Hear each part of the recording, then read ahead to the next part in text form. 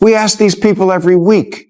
They say no. It took 8 years and a petition to get Obama on. And these are people, all people I voted for. Think about that. They're afraid to come on the show of a guy who voted for them. The Republicans, they show. Bill Maher has spent decades calling himself a proud liberal, but lately he's become his own side's loudest critic. He looks at what modern progressivism has turned into and sees not reason, but religion, a faith built on outrage and moral superiority. Maher argues that what once stood for truth and freedom now drowns in hypocrisy and tribalism. The same movement that used to question authority now silences anyone who does. His frustration comes not from betrayal, but from heartbreak, watching a cause he believed in twist itself into censorship disguised as virtue.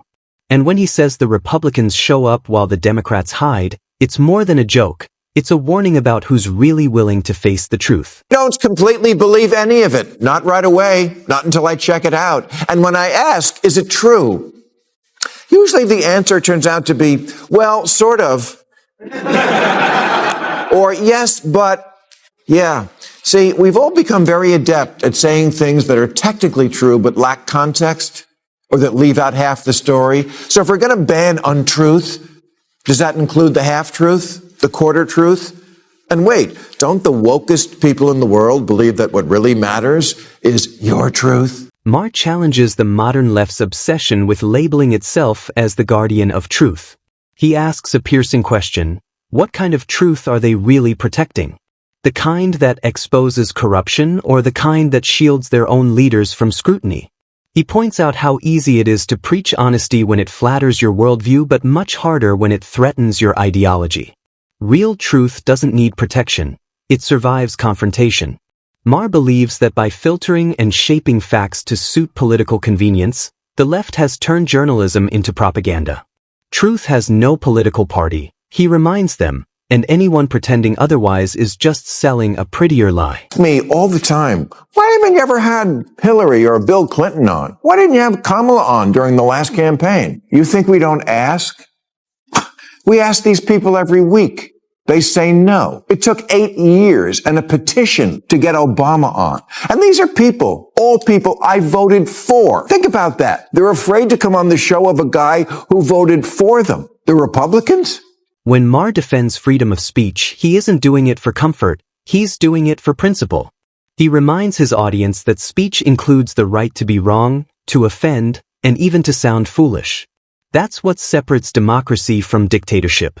The moment we start silencing voices, for our own good, he argues, we're erasing the very foundation of liberty. Real discourse thrives on challenge, not control. Every idea should be open to debate because suppression breeds ignorance, not safety. Maher's message is uncomfortable but vital. Free speech was never meant to protect feelings. It was meant to protect freedom itself. Be in the digital town square. And so should bots and deep fakes be banned and anything else that aren't really the people who say they are. But that's an entirely different thing than actual people expressing an opinion as repugnant or offensive or as misguided as some opinions may be. This is still America,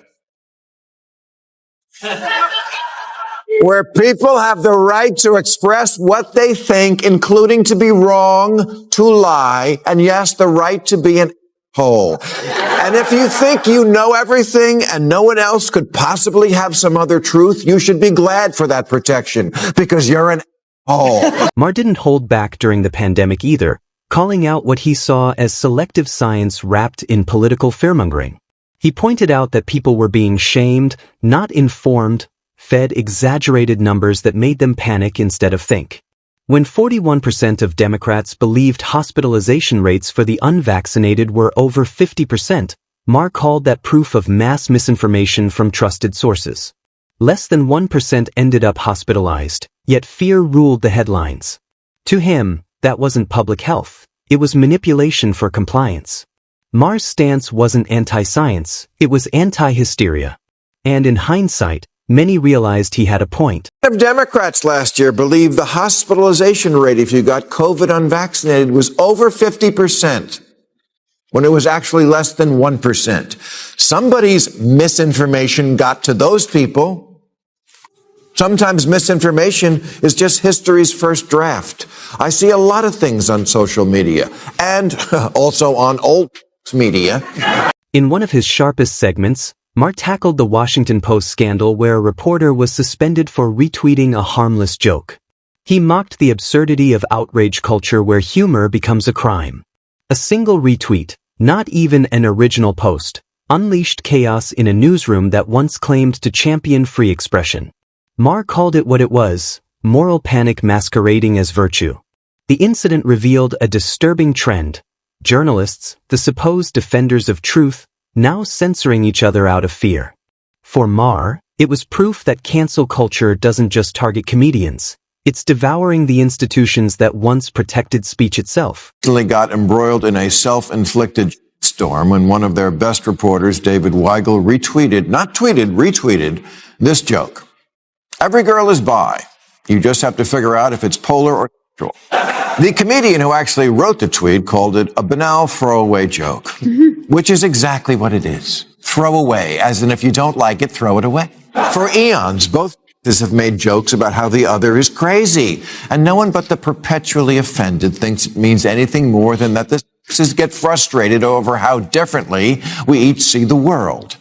And yes, we relieve some of that frustration with humor. And Maher often says that comedy is the first casualty of moral panic, and he's right. The modern outrage machine has turned laughter into a liability. Every joke is dissected for offense instead of intent, as if humor needs a permission slip from the internet. Maher argues that when everything becomes offensive, nothing can be funny anymore. He mourns the death of comedy's boldness, replaced by fear and self-censorship. Audiences once laughed together at human flaws. Now they wait to see who gets canceled next.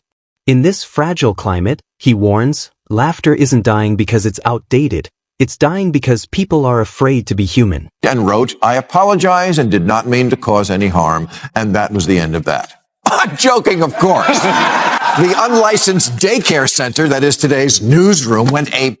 You see, the Post has another writer named Felicia Sonmez, and she's a lot. For example, she tweeted about Kobe Bryant's 2003 rape trial hours after his helicopter crash. And despite the fact that she says Dave Weigel is a good friend, she resurrected the tweet he had taken down with a screenshot and demanded to know what the Post was going to do about this unacceptable evil that must not be allowed to stand. Sarcastically writing, fantastic to work at a news outlet where tweets like this are allowed. Yes, could you imagine a world that allows Maher sees cancel culture as a virus of moral self-righteousness, one that never stops spreading. You can apologize, delete the post, and beg for forgiveness, but it's never enough. The mob doesn't want redemption, it wants ruin. Once marked as guilty, you're stripped of your career, reputation, and dignity. Maher calls this a public ritual of destruction, not justice. It's about control, not compassion. When outrage becomes entertainment, forgiveness disappears, and progress dies. For him, the worst part isn't the cancellations, it's the silence that follows, the chilling fear that keeps others from ever speaking up again.